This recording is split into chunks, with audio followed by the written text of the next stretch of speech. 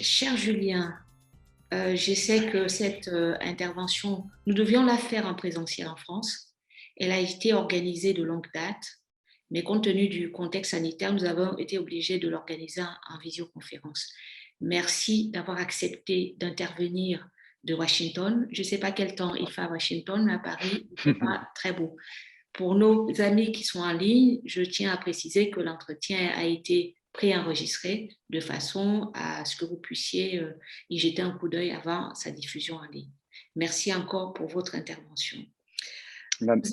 Merci Mirabel, c'est un vrai honneur et un privilège de passer quelques minutes pour discuter de mes expériences, le rôle de l'innovation, la blockchain avec vous, Mirabel, et bien évidemment avec tous vos collaborateurs. Merci bien. Et le temps, il fait gris à Washington comme si on était à Paris. Ben, c'est parfait alors, on parle de la même chose. Julien, vous êtes incontestablement un des acteurs majeurs de la crypto-monnaie.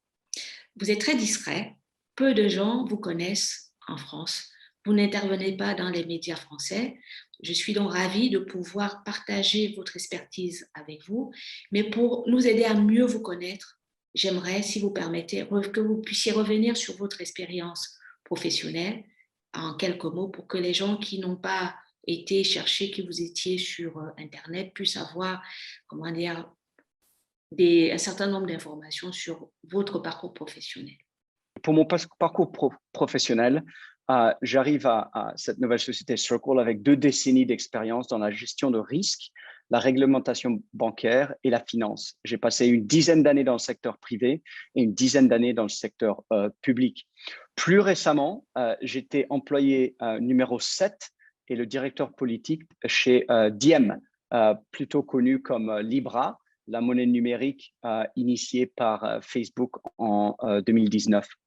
Avant Libra, j'étais à la Federal Deposit Insurance Corporation. C'est une agence fédérale américaine du gouvernement américain qui fournit une assurance au dépôt dans les banques américaines, plus de 5000 banques régionales aux États-Unis.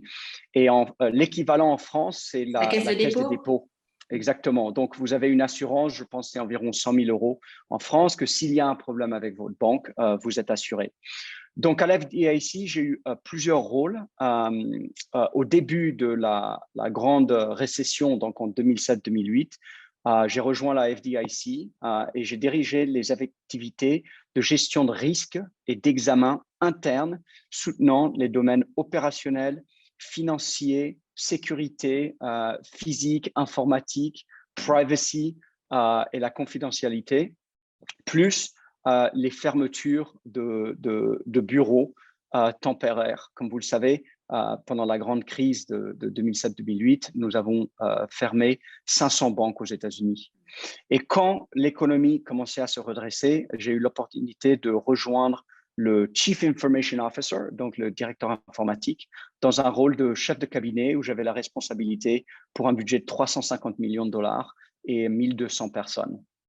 Donc, j'avais un programme de technologie informatique, de cybersécurité, de privacy, de transformation numérique justement et de gestion, de changement, de modernisation des opérations de la FDIC et comment améliorer leur application.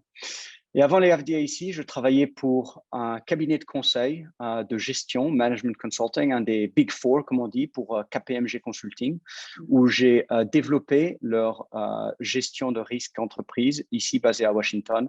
J'ai développé leur practice de gérance de risque.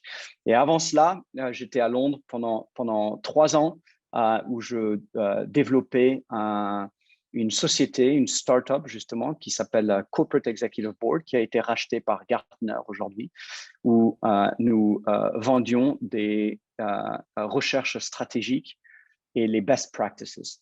Donc, voilà un petit peu mon parcours Mirabel. Et comme vous l'avez dit, je vous rejoins aujourd'hui depuis Washington, D.C., donc la capitale des États-Unis, où il y a juste un petit mois, j'ai accepté une position de rêve chez une compagnie qui s'appelle Circle Internet Financial. Et là, j'aide cette société à diriger les efforts de gestion de l'entreprise, des risques, donc que ce soit des risques internes ou externes, que ce soit des risques justement de la crypto-monnaie, de la technologie, des risques de régulateurs financiers, etc. Cette société Circle, c'est une société qui construit une infrastructure de paiement et de trésorerie pour l'Internet. Donc, nous aidons des entreprises qui font leur business et leur commerce sur l'Internet à accepter des paiements et à pouvoir envoyer des paiements mondialement sur une plateforme qui est unifiée. Les entreprises, elles… Allez-y, je m'excuse, Mirabel. Non, mais je vous en prie. Je voulais juste en savoir un peu plus lorsque vous entendez par risque. Est-ce que peut-être c'est prématuré? Vous allez peut-être y venir un peu plus tard, mais c'était juste pour vous faire parler un peu plus sur cette entreprise. Moi, que personnellement, je ne connais pas. Et c'est une start-up ou une licorne. Comment vous la définissez? Ah oui, alors, start-up, oui, unicorne aussi. C'est une société qui a 7 ans, donc très jeune, et qui est surtout connue pour leur monnaie stable digitale numérique qui s'appelle la USDC. Donc, c'est le USD Coin qui représente une vraie percée majeure dans la façon dont nous utilisons de l'argent. Les dollars numériques fonctionnent comme les autres contenus numériques, sauf qu'ils se déplacent à la vitesse de l'Internet, qui est bien évidemment différent des méthodes financières traditionnelles. Et aussi, cette monnaie USDC peuvent être échangées dans la même manière que nous partageons du contenu, sauf beaucoup moins cher, plus sûr que le système de paiement existant. Alors, juste pour que je vous suive, moi qui n'y connais absolument rien en finance, cette fameuse monnaie USDC, ça veut dire quoi? Ça veut dire que si je vais à ma banque, est-ce que je peux l'obtenir ou ça veut dire que ma banque, pour l'instant, ne me la donne pas cette monnaie encore? Elle n'est pas accessible en banque. C'est une bonne question, Mirabel. Cette monnaie n'est pas encore accessible dans une banque. C'est une monnaie, en ce moment, quand on définit la crypto-monnaie, il y a plus de 5-6 000 différentes crypto-monnaies aujourd'hui. Il y a environ 200 monnaies stables numériques. Et ensuite, ce qu'on appelle CBDC ou de l'argent digital de banque centrale, il y en a environ moins de 5 qui opèrent aujourd'hui. Donc, pour vous donner un petit peu de contexte, Mirabel. Et donc, les entreprises avec lesquelles nous travaillons déplacent leur argent numérique en tirant parti des rails de paiement traditionnels, mais aussi, ils peuvent faire leurs affaires mondialement de manière beaucoup plus facile, évolutive et efficace grâce à cette infrastructure blockchain dont vous avez introduit notre discussion aujourd'hui. Tout à fait. Alors, peut-être pour les gens, pour qu'on suive bien, parce que là, j'ai un peu avancé trop vite sur votre monnaie à vous, mais vous parliez tout à l'heure de plus de 200 monnaies numériques, l'existence, c'est-à-dire on dénombre plus de 200 monnaies. C'est quoi? Quelle différence y a-t-il entre ces monnaies? Pourquoi moi qui suis, si je dois diriger une entreprise, comment pourriez-vous m'orienter vers telle monnaie plutôt que telle? Qu'est-ce que ça veut dire choisir la USDC et non pas une autre monnaie? Qu'est-ce que vous pourriez m'expliquer un peu tous ces éléments pour que je comprenne en fait? Non, mais bien sûr, Mirabel. Donc, aujourd'hui, le client et le consommateur ont des options de paiement. Les entreprises elles-mêmes, ils ont donc des options d'offrir des méthodes de paiement variables. Par exemple, si on va aujourd'hui prendre un petit café à Paris, peut-être dans le 5e arrondissement où j'ai passé mon enfance, et bien évidemment, on reste à 2 mètres de distance, avec toutes les normes et avec nos masques, etc. Et quand l'addition pour nos 2 petits cafés viennent, on devrait avoir l'option de payer avec des euros en monnaie liquide ou bien avec des cartes de crédit ou dans le futur, justement avec cette monnaie numérique digitale. Quelles sont un petit peu la différence et pourquoi payer avec une monnaie digitale numérique ou avec de l'argent espèce ou avec une carte de crédit? Commençons par le plus simple. de l'espèce. Je ne sais pas, Miramel, mais question pour vous. Quelle est la dernière fois que vous êtes allé dans une banque pendant cette pandémie? Moi, je fréquente pas mal la banque. Je n'ai pas encore adhéré, pour être honnête, avec tout ce qui est paiement en ligne. Pour être vraiment honnête, je suis obligée encore d'aller à la banque, ne serait-ce que pour retirer un chéquier. Je paye encore avec un chéquier. C'est une option. C'est justement ce qui est très bien. C'est une bonne option. L'argent physique, aujourd'hui, on sait plusieurs choses. Un, on sait que ça coûte très cher de gérer de l'argent physique. Il faut la stocker, il faut la sécuriser, il faut la déplacer. Et il est porteur du Covid-19. Les cartes de crédit, donc si on est à notre petit café et on paye avec une carte de crédit, sachez qu'on est tout content parce qu'on paye et 1 minute plus tard, on peut quitter ayant payé pour nos cafés. Mais sachez que le café, il recevra leur argent dans leur compte en banque peut-être 2-3 jours plus tard. Donc, c'est un petit peu comme une promesse d'avoir l'argent dans leur caisse. Avec des monnaies stables numériques, cet argent serait dans leur coffre en moins d'1 minute.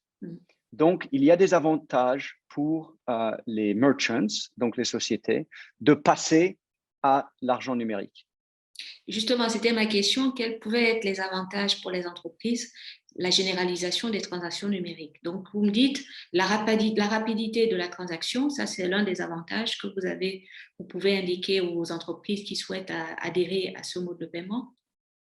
Non, absolument, Mirabel. Et je sais, on avait justement discuté de quels étaient les inconvénients et les avantages pour passer justement aux choses numériques. Donc, je compte passer sur ce sujet. Donc, je vois vraiment 3 inconvénients et 3 avantages. D'abord, pour les entreprises, c'est sûr que ça va rendre votre entreprise plus compétitive. Pourquoi je dis cela?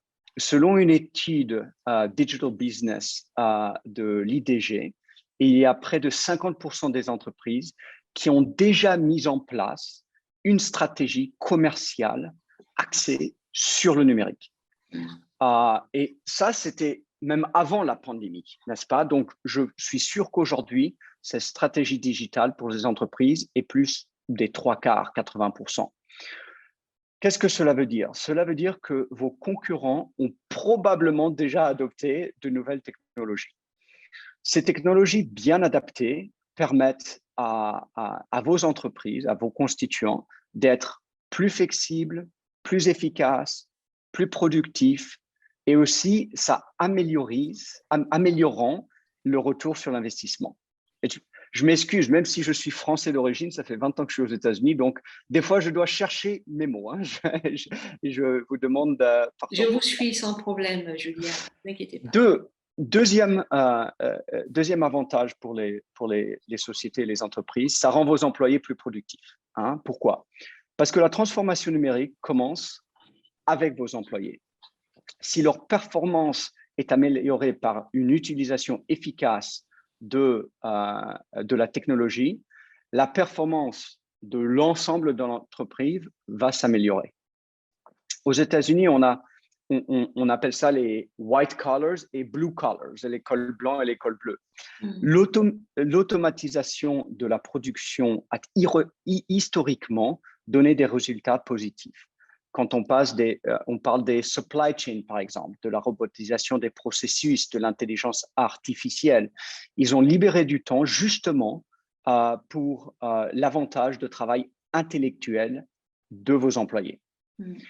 Donc, cette technologie moderne, elle est vraiment conçue pour optimiser les procès et les procédures du bureau. Aussi, ces accélérateurs, ils existent pour donner aux employés la capacité de réaliser un peu plus leur potentiel. Surtout qu'aujourd'hui, si vous allez voir des teenagers ou des adolescents, 15, 20, 25, 30 ans, c'est sûr les millennials, je suis sûr qu'ils utilisent leur téléphone mobile. En moyenne, aux États-Unis, ils les utilisent 12 heures par jour. Donc, la moitié de la journée, ils les utilisent. Et même, vous savez, des programmes tout simples comme la messagerie, que ce soit iMessage ou WhatsApp, etc., ou les services de cloud, ils peuvent aussi améliorer les performances des travailleurs à l'intérieur de l'entreprise. Alors, on était sur le troisième avantage. C'était quoi le Alors, troisième? voilà, le troisième avantage, on y vient, c'est, je pense, l'avantage la plus importante pour les entreprises, c'est d'offrir une expérience clientèle meilleure.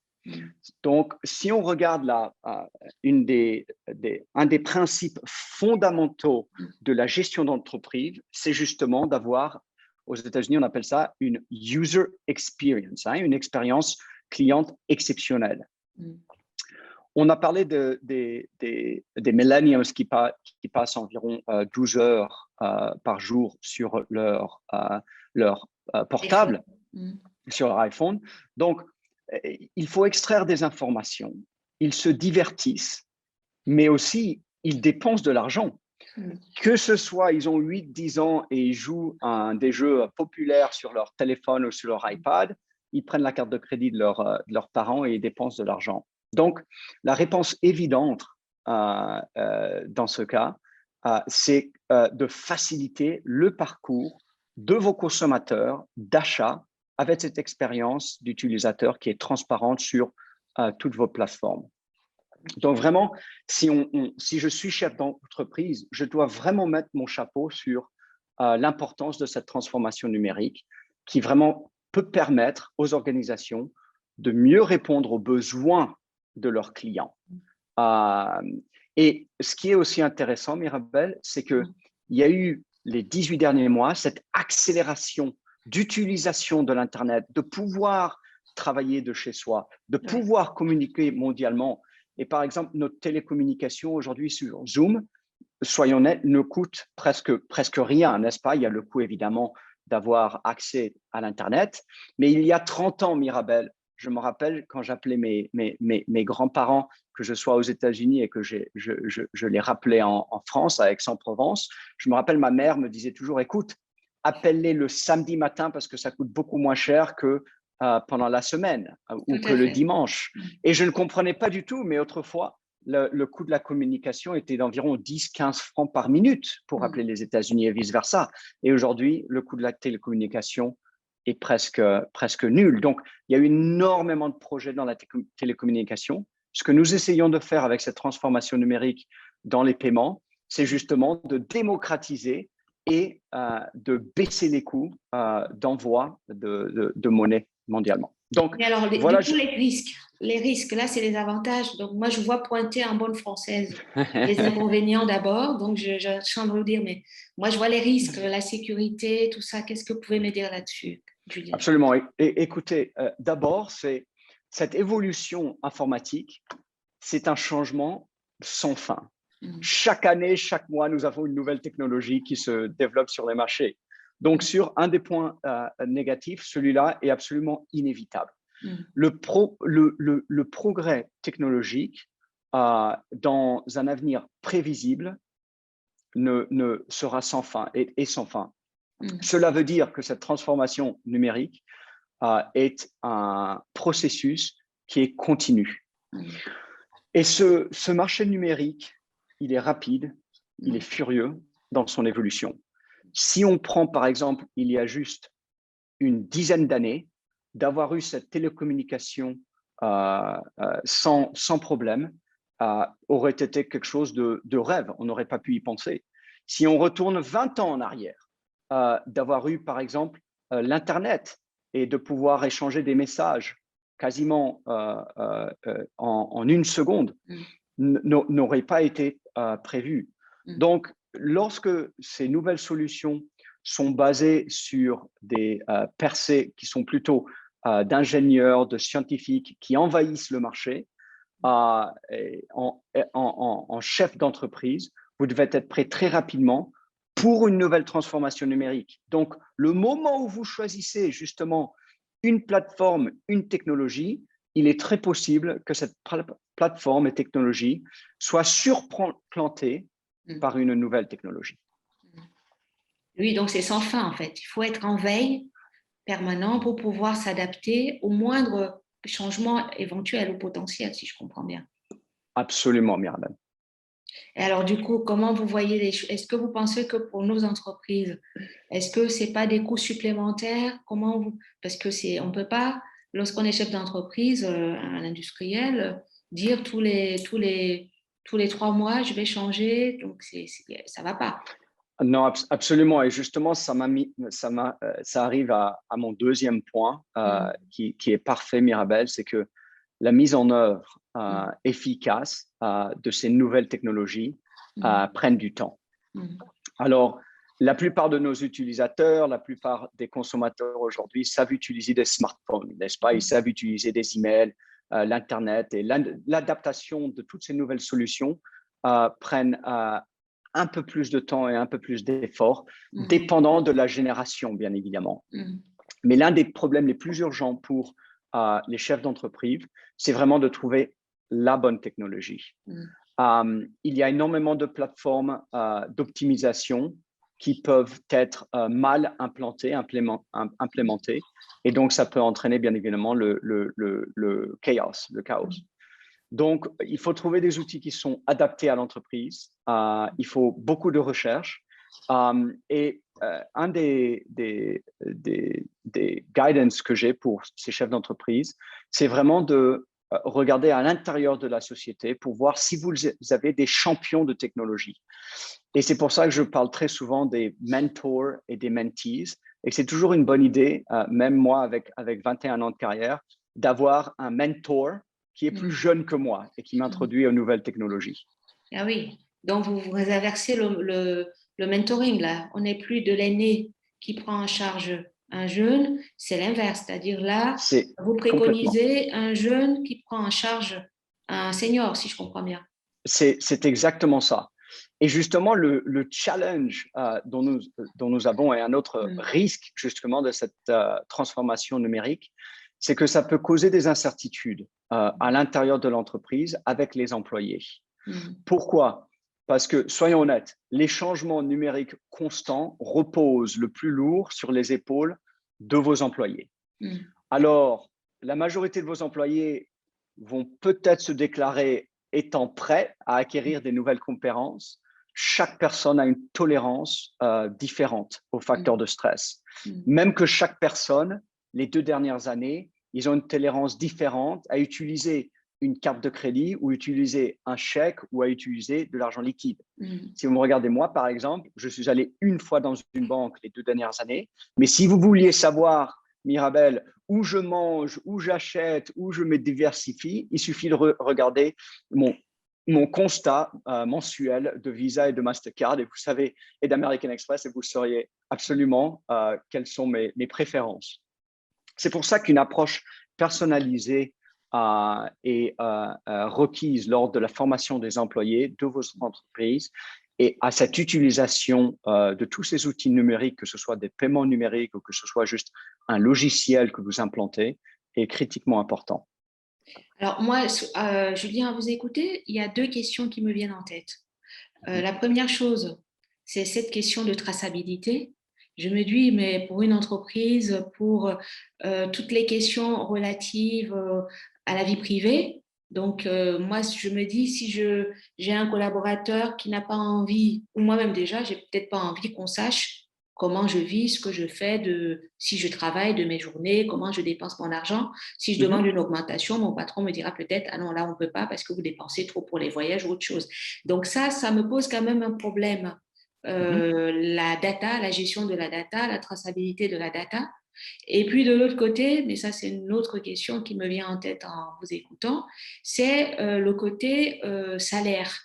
Est-ce qu'on pourrait, dans un avenir proche ou lointain, imaginer que les collaborateurs puissent se faire payer en crypto-monnaie et non plus comment dire, comme ça se fait maintenant sur un compte bancaire courant, je sais pas. Est-ce que c'est quelque chose qui vous avez déjà réfléchi à ça?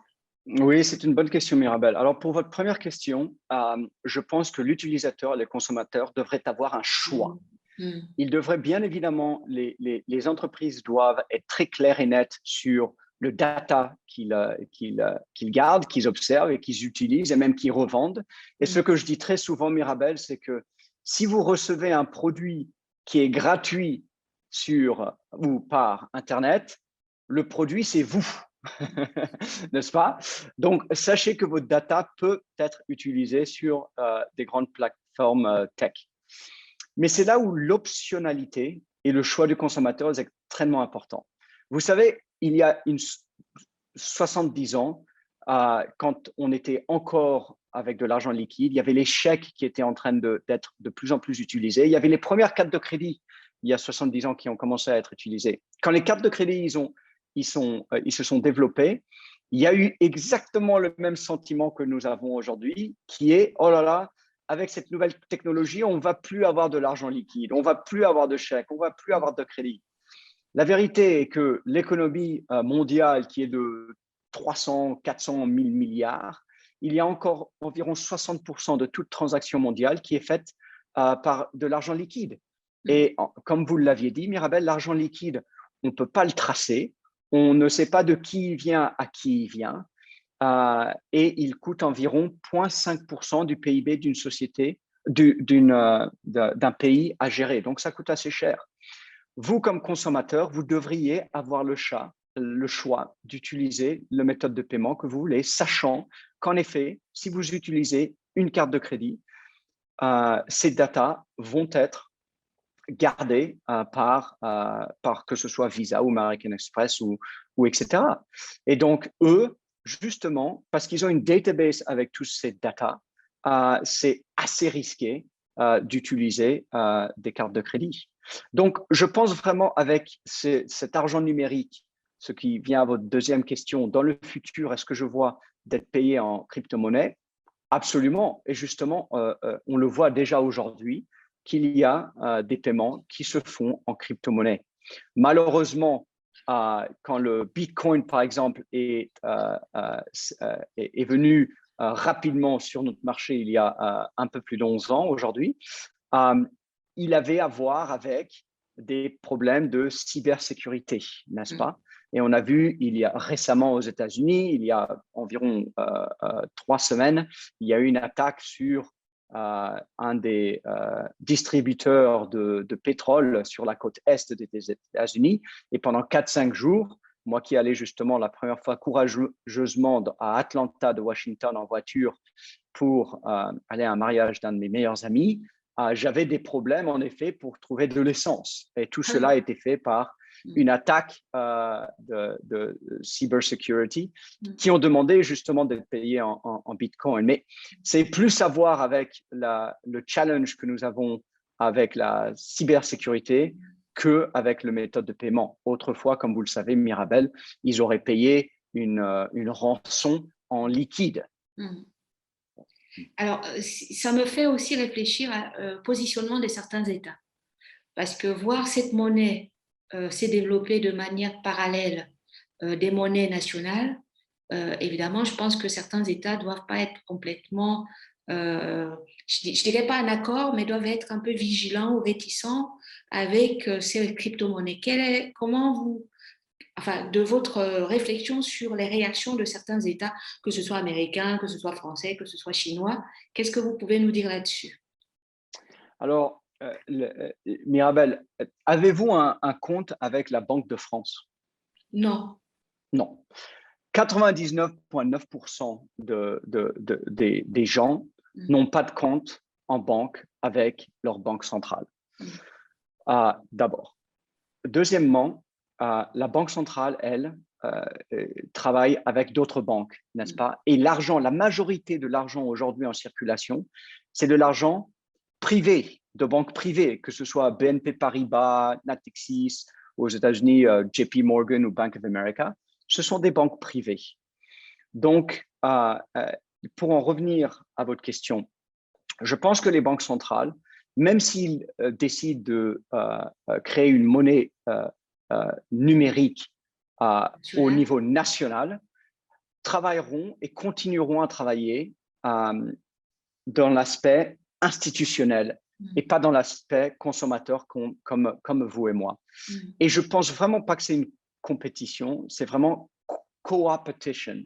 Hein, c'est vraiment, voyons que ce soit en France ou en Europe. En Europe, il y a environ 15-20% d'individus qui soit n'ont pas de compte en banque ou ne veulent pas de compte en banque. Dans le monde entier, il y a 1,7 milliard de personnes qui n'ont pas de compte en banque et donc n'ont pas accès aux finances modernes aujourd'hui. Et justement, c'est un problème et c'est un risque global. Ces monnaies numériques qui peuvent être accédées avec un téléphone portable peuvent justement aider ces individus qui n'ont pas de compte en banque. Alors maintenant, pour les soucis, et vous savez que les 2 dernières années, j'ai passé à Libra, donc la crypto-monnaie initiée par Facebook en juin 2019. Et donc, j'ai passé pas mal de temps en tant que directeur politique et leur 7e employé avec des régulateurs et des politiques du monde entier. Et la plupart du temps, le souci qu'ils avaient était surtout pour la protection du consommateur, d'être sûr que s'ils avaient accès à une monnaie stable, par exemple, Mirabel, si vous achetiez 10 euros en USDC, que quand vous vouliez utiliser ces 10 USDC, il y aurait encore de l'argent dans la banque pour pouvoir payer ce que vous achetez.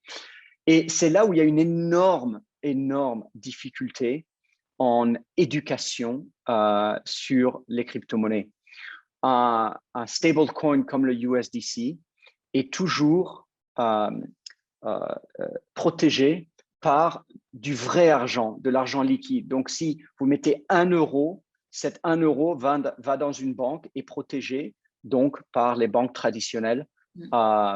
Donc, quand vous utilisez votre USDC, vous êtes sûr qu'il y a cet 1 euro, comparé à la Bitcoin, par exemple, qui n'est pas du tout une méthode de paiement, qui est plutôt un aspect spéculatif dans ce monde de crypto-monnaie qui n'est pas basé sur de l'argent liquide 1 à 1, qui est plutôt basé sur une équation mathématique.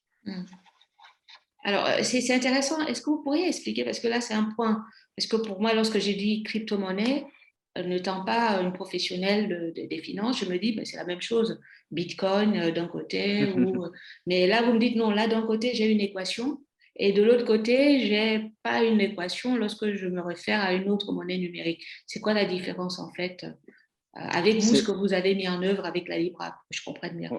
Oui, c'est une bonne question. Alors, la différence est la suivante. Un Bitcoin est complètement un aspect financier, digital, décentralisé, qui n'a pas d'intermédiaire. Et ce que je veux dire par là, c'est que si je vous envoie un Bitcoin, vu que c'est sur la blockchain, ce Bitcoin vaut quelque chose. Aujourd'hui, environ 35-37 000 $ pour une Bitcoin.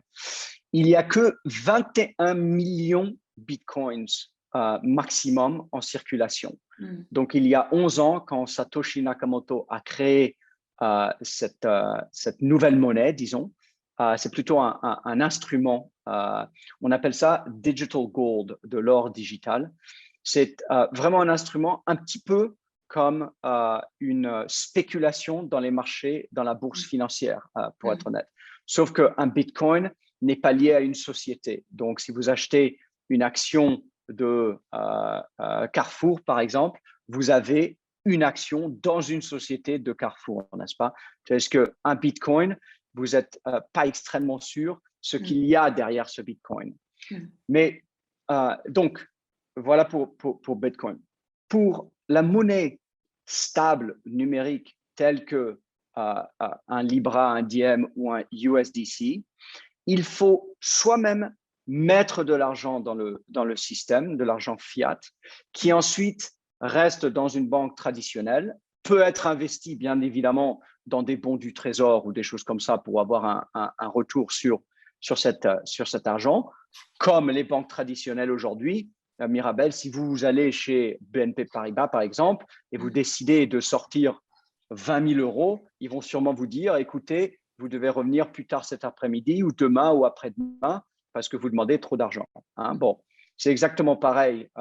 Pourquoi cela? Parce que votre banque, avec vos 20 000 euros que vous avez déposés, ils utilisent ces 20 000 euros, que ce soit pour acheter de la pierre en France, pour acheter de l'immobilier, etc., ou pour faire des investissements. Hein.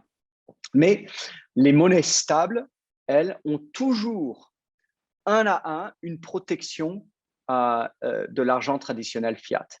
Et ensuite, il y a en effet ces autres crypto-monnaies, 5-6 000 autres crypto-monnaies qui, eux, sont plutôt des monnaies spéculatives. Donc, il faut quand même en acheter, donc mettre de l'argent pour acheter des crypto-monnaies, mais ils n'ont aucune protection. Donc, en anglais, on dit buyers beware.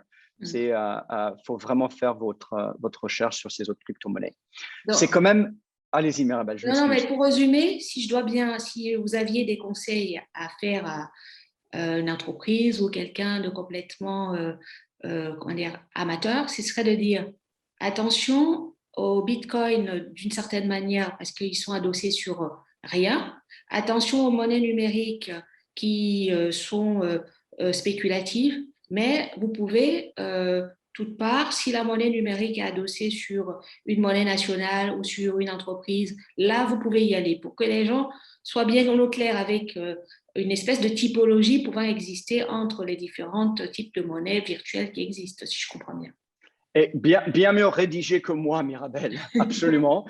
Et justement, ces monnaies stables numériques promettent hein, un à un. Ça veut dire que un argent numérique pour $1 ou €1. Il est clair, je pense que dans le futur, Mirabel, on verra petit à petit des monnaies numériques qui sont beaucoup plus fiables, qui sont trusted, et d'autres qui sont un peu moins fiables.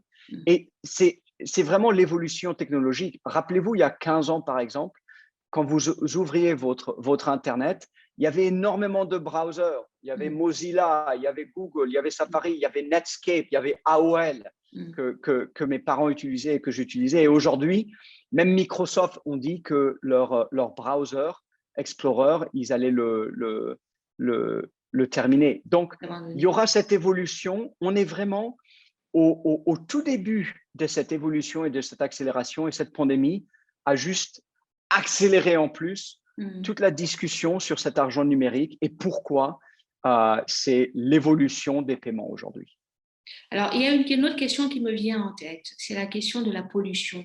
On a tendance de dire que ces monnaies numériques, attention, parce qu'il y a un risque de pollution à cause des matériaux utilisés. Alors, quelle est votre position là-dessus? Alors, écoutez, c'est vrai que pour le Bitcoin lui-même, le Bitcoin, lui, utilise pas mal de ressources, mais pas pour les crypto-monnaies stables. Les ressources utilisées pour d'envoyer des monnaies stables, c'est la même computation power, comme on dit, que de rechercher quelque chose sur l'Internet. Mais je pense aussi que là, il y a les développeurs informatiques des chips, de la silicone, qui sont en train justement d'optimiser leurs ordinateurs, donc la cervelle ou le cerveau des ordinateurs, d'optimiser pour utiliser moins d'énergie. Et c'est important aussi, Mirabel, de prendre le contexte des choses. Prenons le contexte, par exemple, du pétrole ou du diesel, n'est-ce pas, ou d'autres pollutants et pollutions que nous avons. Ça reste quand même, que ce soit le Bitcoin ou les crypto-monnaies, ça reste quand même un tout petit, minime même, pourcentage de pollution. Julien, ou de ressources. Alors, je vous laisse peut-être, j'aimerais si vous avez, peut-être des réactions, des questions que vous aimeriez poser, parce qu'on va mettre en ligne aux personnes qui vont assister, peut-être réagir. Là, on va faire la chose inversement. Et qu'est-ce que vous avez, vous, envie de leur dire aux patrons, aux dirigeants, aux managers, parce qu'on a un public assez large qui va regarder cette vidéo après? C'est une très bonne question, Mirabel. Et je pense que je commencerai par leur dire que d'abord, la régulation et l'innovation ne sont pas des ennemis, n'est-ce pas? Les monnaies numériques, ils offrent une autre solution qui peut faire plusieurs choses. Ça peut réduire les coûts, Ça peut s'aligner, je ne sais pas si vous avez vu, mais les Nations Unies, ils ont des objectifs qui sont pour l'année 2030, 2030. Et l'argent numérique peut justement aider une dizaine de ces objectifs. Mais sans innovation et progrès à grande échelle, ces objectifs ne seront pas atteints. Une des choses que je veux dire à vos chefs d'entreprise, c'est de ne pas prendre de risques dans cette transformation numérique est un risque en lui-même.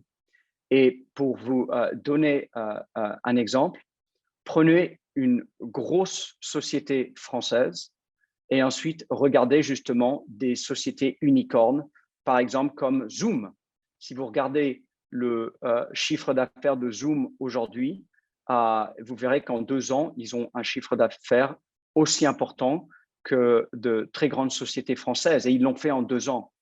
Donc, c'est critiquement important de commencer cette transformation numérique, surtout pour les paiements numériques. Parce que ce qu'on ne voit pas, nous, en tant que collaborateurs et utilisateurs, c'est que quand on utilise notre carte de crédit, les entreprises, elles, payent 2%, 3%, 4, 5, 6% de la facture aux grandes sociétés de paiement. Donc, ça peut aussi avoir un vrai impact dans votre chiffre d'affaires. Et un dernier mot peut-être avant de conclure? Un dernier mot avant de conclure. Je pense que nous avons assisté à la démocratisation de l'information et au progrès de la télécommunication, des communications, avec l'aspect de l'Internet les 20 dernières années. Si nous regardons dans toutes nos vies, par exemple, les 2 dernières années pendant cette pandémie, on a vu que la technologie était centrale dans nos vies. On a vu de l'amélioration, que ce soit par les télécommunications, comme nous le faisons aujourd'hui, mais la méthode d'échange de valeurs n'ont pas vraiment eu d'innovation depuis 20 à 30 ans. Et je pense que cela, aujourd'hui, va changer.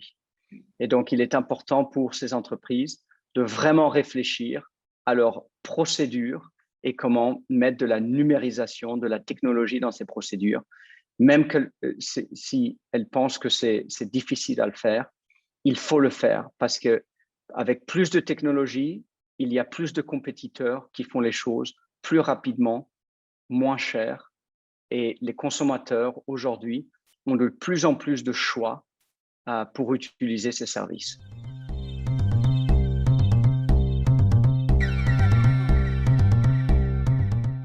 Julien, on a parlé de conseils que vous pourriez donner aux entreprises compte tenu de votre expérience. En priorité, qu'est-ce que vous pouvez dire aux patrons? Comment se préparer et peut-être à la mise en place de cette monnaie numérique ou ces paiements numériques? Peut-être 1 ou 2 mots là-dessus. Merci, Mirabel, absolument. Et je peux penser à 5 points qui peuvent aider les entreprises à se préparer justement avec cette transformation numérique. Nous avions parlé de justement des clients, des consommateurs. Il faut absolument, point numéro 1, tenir compte des résultats des clients. Donc, pour aider les clients à obtenir des résultats qu'ils souhaitent, les entreprises doivent utiliser cette transformation numérique. Ce que cela veut dire simplement, c'est que l'entreprise aujourd'hui ne doit pas être une entreprise qui est une entreprise de biens et de services. C'est plutôt une entreprise qui fait partie de la valeur personnelle du client. Donc, en tant que client, je veux me sentir valorisé par l'entreprise au lieu de juste acheter un bien ou avoir un service. Qu'est-ce que vous voulez dire par valoriser le client? C'est important qu'on comprenne le sens que vous donnez à ce terme de la valorisation. Alors, valoriser un client veut dire donner précédence que le client a un choix d'entreprise et que le client sente faire partir de cette société. Donc, comment faire cela? Au lieu d'aller à un magasin, par exemple, et d'acheter une baguette de pain tous les matins, vous avez peut-être une boulangerie que vous aimez plus qu'une autre boulangerie. Que ce soit le pain, et mon expérience à Paris, c'est que toutes les boulangeries sont excellentes et que j'achète une baguette dans le 5e arrondissement ou une baguette dans le 8e arrondissement, ma baguette, elle va être excellente. Hein. Mais la différence, c'est que la boulangerie que j'utilise dans le 5e arrondissement, quand je rentre, ils me disent « Bonjour, monsieur Le Goc », ou ils m'appellent monsieur l'Américain, « Bonjour, monsieur l'Américain, vous allez bien ce matin ?» Donc, il y a cet aspect qui est plutôt familial, qui me fait retourner dans cette boulangerie dans le 5e arrondissement, même si je peux aller à une autre boulangerie. Donc, il me valorise quand je rentre et que je paye autrefois 2 francs pour une baguette. Aujourd'hui, malheureusement, c'est 1,5 € ou 2 € pour une baguette. Je me sens valorisé quand je rentre dans cette boulangerie parce qu'ils ont pris un peu plus de temps à me connaître, à connaître leurs clients, connaître mon background.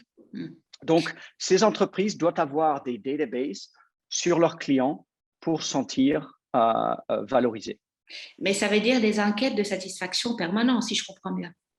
Ça veut dire, en effet, de donner l'option aux clients de donner justement des data pour valoriser la relation client-entreprise. Et c'est un choix. Et vous trouverez justement, moi, en tant que client chez cette boulangerie, j'apprécie quand je rentre et ils me disent « Ah, monsieur l'Américain, on vient d'avoir une toute nouvelle mousse au chocolat. Je sais que vous aimez énormément la mousse au chocolat. Est-ce que vous voulez un petit peu de notre mousse au chocolat ?» Au lieu que je rentre et ils me demandent « Qu'est-ce que vous voulez aujourd'hui, Julien ?» ou « Monsieur », n'est-ce pas, s'ils ne me connaissent pas. Donc, voilà la différence entre une valorisation client et non-valorisation. Et ce que ça fait, c'est que… Voilà. Deuxième point, investir dans de bonnes technologies. Qu'est-ce que veut dire bonne technologie? En règle générale, il existe 4 technologies de numérisation qui ont la vraie capacité d'avoir un impact sur vos opérations commerciales. Voici les 4 technologies. Numéro 1, on appelle ça Internet of Things. Et je ne sais pas si en français on dit Internet des objets, mais il a le potentiel de fournir justement une intelligence opérationnelle. 2, c'est le cloud. Petit à petit, on voit très bien que la transformation est évolutive, mais il faut être dans le cloud. 3, c'est Big Data. Big Data transforme les données en informations prédictives et exploitables. Et donc, dans mon exemple avec la boulangerie dans le 5e, quand je rentre, qu'ils sachent que je suis américain et français, mais qu'ils me fassent sourire quand ils m'appellent monsieur l'Américain, ou bien quand ils me disent qu'ils ont une mousse au chocolat toute fraîche qu'ils viennent de faire et qu'ils veulent me donner, ça c'est Big Data. Et 4e, c'est l'intelligence artificielle. Et donc, pour réussir aujourd'hui, il faut absolument s'assurer que les entreprises investissent dans ces technologies qui bénéficient leur entreprise. Il y a énormément d'options disponibles. Comment choisir judicieusement, n'est-ce pas? Comment choisir judicieusement? Ça dépend de votre service, ça dépend aussi de vos employés et ça dépend aussi de votre stratégie. Donc, autrefois, on parle toujours il faut une stratégie à 3 ans, à 5 ans. Aujourd'hui, il faut des stratégies d'année en année à cause du changement technologique permanent. Voilà. Donc, investir dans les bons outils technologiques. Et ensuite, 3e point, comme… Troisièmement, alors, et 3e point qui, pour moi, est le plus important, c'est, en anglais, on dit « culture eats strategy for breakfast ». Donc, la culture dévore la stratégie pour le petit déjeuner. Il faut, 3e, définir votre culture d'entreprise.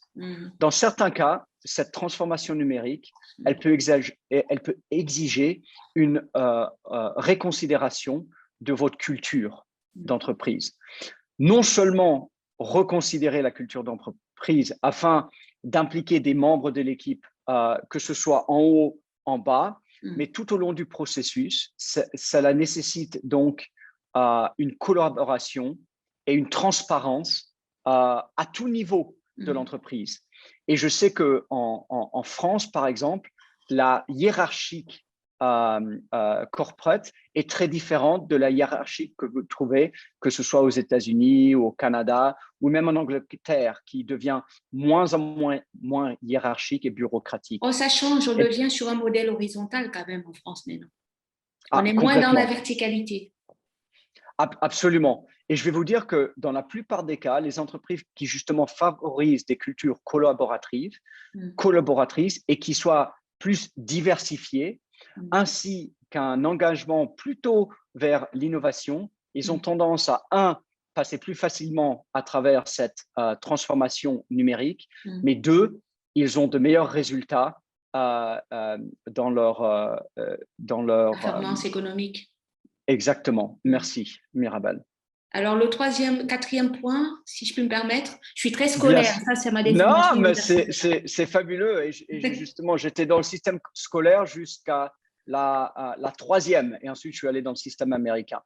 Donc, quatrièmement, il faut responsabiliser vos employés. On a parlé dans le troisième point, bien évidemment, de la culture, mais l'une des étapes préalables au processus de cette transformation numérique, c'est améliorer les connaissances de vos employés.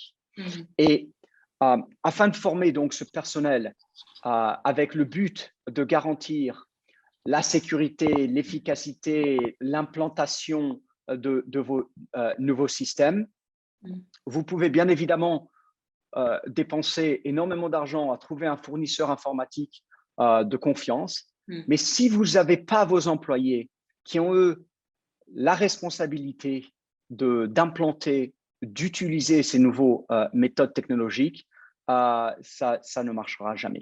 C'est la formation, quoi, tout au long de l'année. Exactement, c'est la formation tout au long de l'année. Très bien, bah, écoutez. Et cinquièmement, Mirabel? Oui. Cinquième point important, et en anglais on dit last but certainly not least, c'est l'alignement de votre stratégie avec vos objectifs commerciaux. Et donc, on a discuté justement de ce processus de transformation numérique qui est sans fin. Ces nouvelles technologies peuvent être apportées à tout moment. Donc, il faut savoir rapidement identifier le changement technologique. De plus, il faut savoir comment aligner cette stratégie avec vos objectifs commerciaux. Souvent, dans les sociétés, et même avec la FDIC, donc gouvernement fédéral américain, très souvent, nous mettions un plan en place, que ce soit un plan de 3 ans à 5 ans. Et ce plan, on le revoyait une fois par an, n'est-ce pas? Mais avec cette accélération technologique et informatique, on ne peut plus voir ce plan stratégique une fois par an. Il faut le revoir trimestriel, peut-être tous les 3 mois. Et ça aidera à atteindre des objectifs commerciaux de vos entreprises. Merci, Julien, pour cet échange. Et j'ai vraiment appris maintenant, j'espère, à faire la différence entre le Bitcoin et toutes les monnaies numériques à risque et les monnaies numériques indexées sur les monnaies nationales. J'espère qu'on va revenir vers vous en présentiel cette fois-ci pour poursuivre cet échange engagé parce que ça me semble important de pouvoir la prolonger, j'espère, l'année prochaine en présentiel. Merci encore de votre temps, de nous avoir consacré du temps et à très bientôt.